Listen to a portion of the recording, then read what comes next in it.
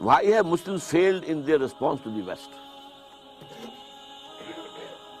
ہماری فیلیور کا سب سے بڑا سبب یہ ہے، میں ایک تو بیان کروں گا، وہ اسپینگلر کا پوائنٹ آف ویو۔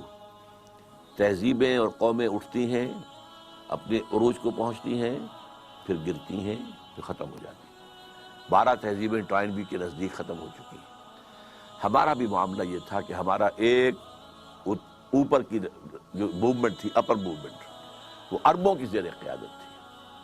عرب قوم، nascent potential from the desert area, فطرت کے مقاصد کی کرتا ہے نگہبانی، یا بندہ صحرائی یا مرد کوہستانی، بندہ صحرائی۔ اس کے بعد کیا ہوا؟ اسلام تو خلافت راشدہ کے بعد سے ڈکلائن شروع ہو گیا، اب ملوکیت آ گئی، وہ اسلام کا نظام شورائی جو ہے حکومت کی سطح پر ختم ہو گیا۔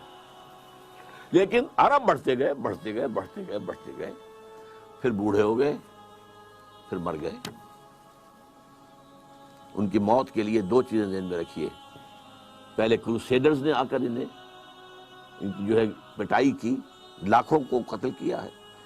یہ جب 1099 میں یروشلم فتح کیا ہے کروسیڈرز نے، تو جتنا قتل عام ہوا ہے کہ گھوڑوں کے گھٹنوں تک خون کی ندیاں بہہ رہی تھیں یروشلم کی گلیوں کے اندر۔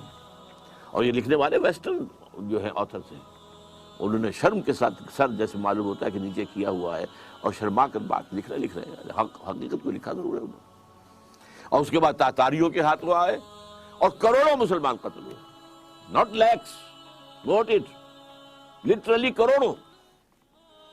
پوری خارزم شاہ کی حکومت عظیم ترین، دی گریٹر خراسان، دی خراسان بزرگ، دی گریٹر خراسان، ختم۔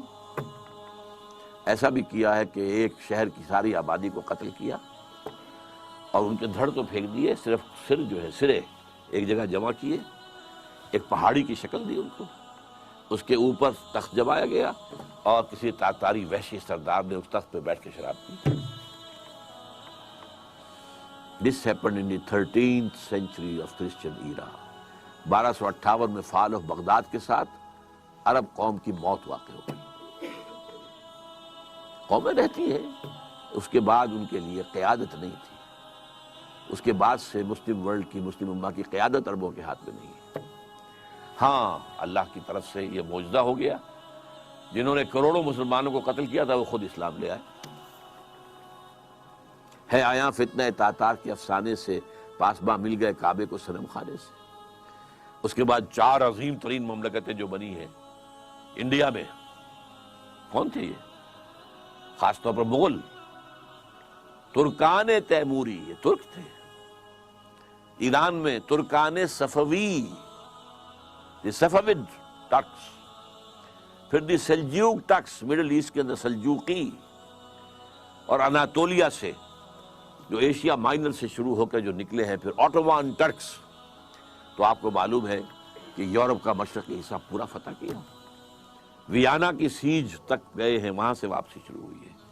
جیسے حضور کے زمانے میں ٹورز تک پہنچ گئے تھے، تقریباً 200 میل رہ گیا تھا پیرس حضور کے بعد صلی اللہ علیہ وسلم۔ حضور کا انتقال تو 632 میں ہو گیا ہے، اس کے بعد جو ہے 732 میں وہ شکست ہوئی ہے وہاں پر۔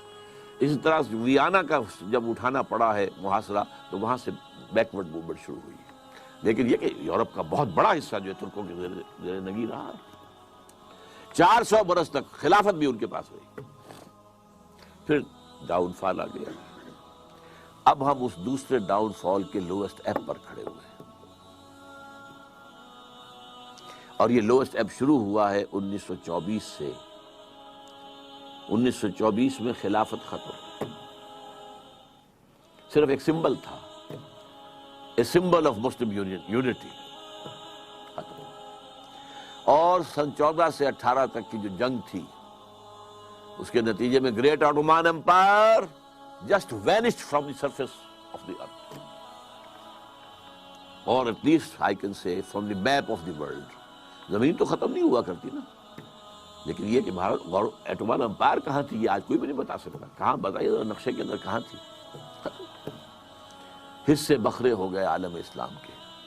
بغاوت کروائی تھی ترکوں کے خلاف عربوں سے، کرنل لارنس، اس نے جو بغاوت کروائی ہے، یہ جو شاہ بیٹھا ہوا حسین کا اس کا پردادا جو تھا اس نے بغاوت کی تھی اور ترکوں کو ذبح کیا تھا، ترکوں کو قتل کیا تھا، حرم شریف میں قتل کیا ہے ترکوں کو، اس لیے کہ قلعہ موجود تھا. جو لوگ، اب تو وہ ختم ہو گیا قلعہ، جو لوگ کچھ عرصے پہلے گئے ہیں وہاں پر، تو پہاڑی جو ہے باب عبدالعزیز کے سامنے وہاں پہاڑی نظر آتی ہے، اور پہاڑی کے اوپر ترکوں کا قلعہ ابھی تک موجود تھا.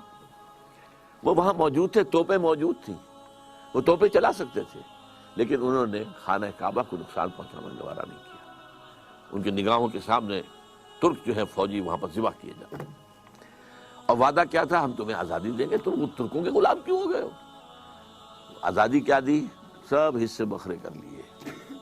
عراق انگریزوں کے پاس رہے گا، مصر انگریزوں کے پاس رہے گا، شام فرانسیسیوں کے پاس رہے گا، فلسطین کا بھی مینڈیٹ انگریزوں کے پاس رہے گا، لیبیا اطالویوں کے پاس رہے گا، الجزائر فرانس کے پاس رہے گا، وغیرہ وغیرہ، موریٹانیہ اسپین کے پاس رہے گا، وغیرہ وغیرہ. تو یہ لوور اسٹیپ تھا. تو ہم اس اعتبار سے اس وقت تاریخی پہلو سے وہ اپنے دو عروج دیکھنے کے بعد، پہلا عروج under the leadership of the Arabs, دوسرا عروج under the leadership of the tricks. اب یہ دونوں نیچے زمین پر پڑے ہوئے ہیں.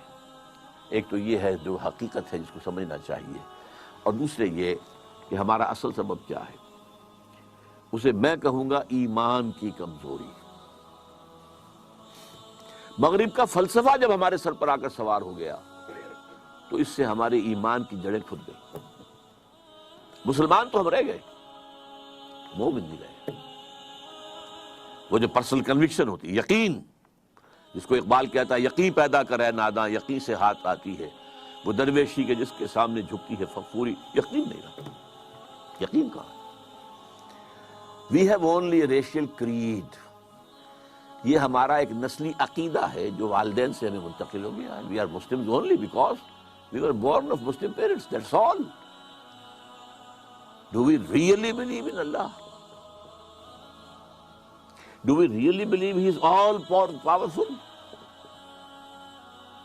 Do we really believe He is present everywhere?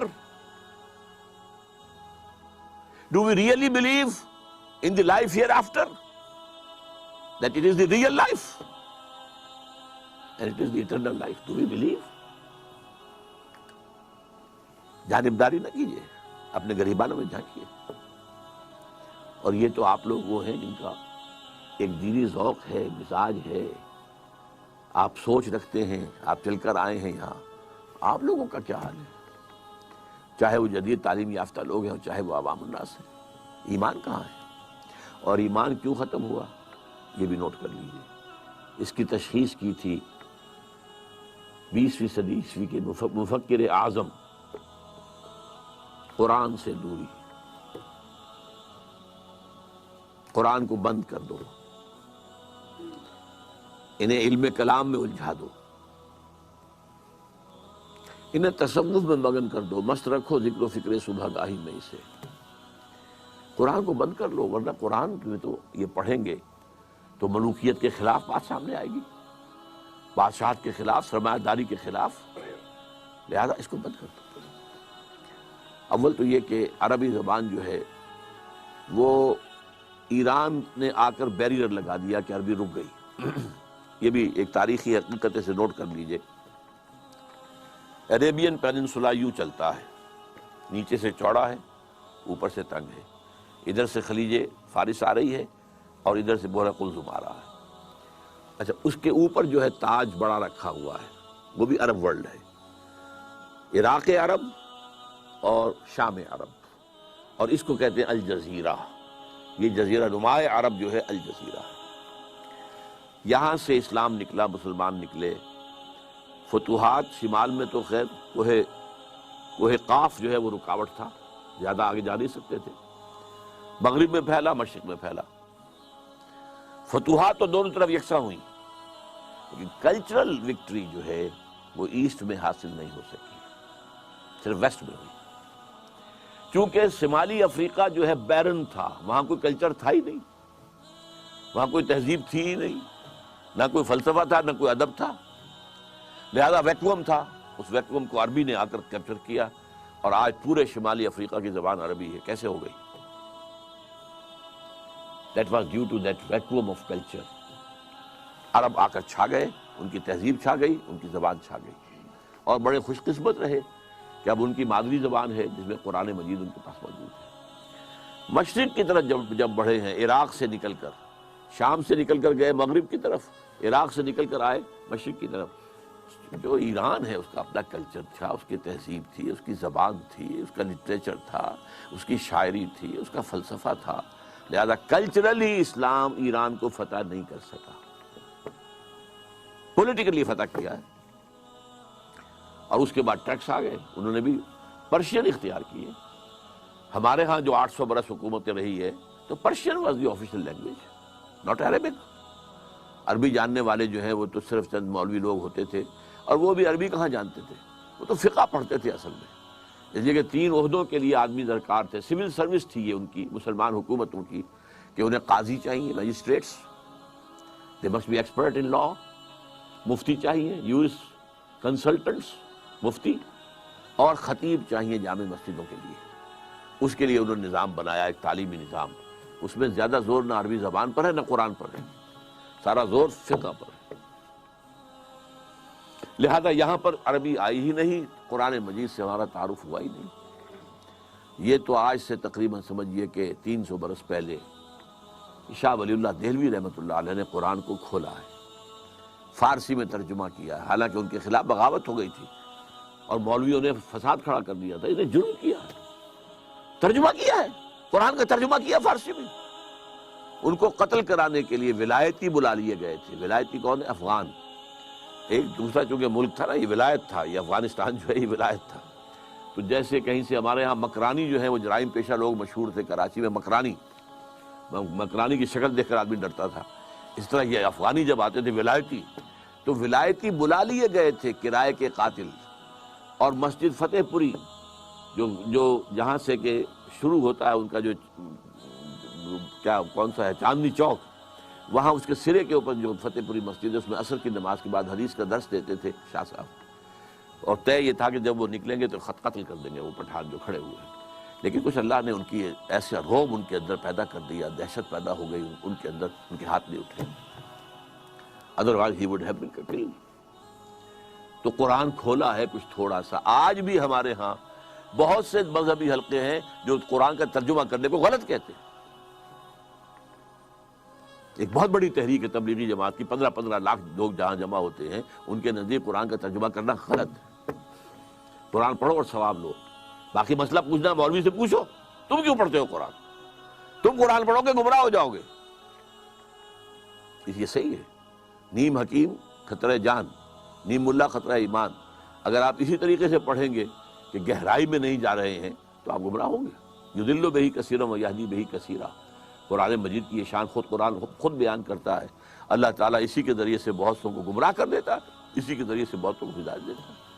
تو ایک حد تک ان کی بات صحیح ہے، لیکن اگر اس خطرے سے آپ قرآن کو بند رکھیں گے تو قرآن ہی سے ایمان پیدا ہوتا ہے، اور وہ ایمان پیدا ہوگا تو پھر دوبارہ اسلام زندہ ہوگا، ورنہ ممکن نہیں۔